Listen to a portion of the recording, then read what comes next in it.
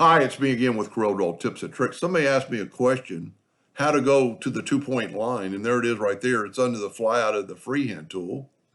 But if you use the 2-point line, and then there's a 2-point line.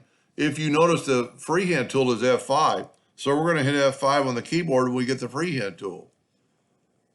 And if you want the 3-point curve line, you draw a 3-point curve.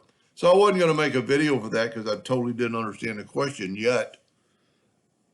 But if we go to Tools, Options, and Customization, now it just so happens it's the 2-point line is right there. We're going to make it a new shortcut. I'm just going to type in the letter 2 or the number 2, assign it and say OK. I'm going to do the same thing for the 3-point curve line. Options, Customization. It happens to be right there, but if it's not right there, you can always go to the tool and it'll pop up. And then type in, I'm going to make it 3. Assign it. It's actually a recall group, but I've never used that. So now, if I hit F5, I get the freehand tool. If I hit 2, I get the 2-point line.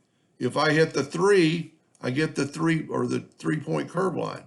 Now, go to Tools, Save as Default, and it will save those, have all your boxes checked.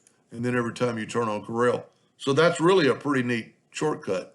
There's the 2-point line, hit the 3-point curve line.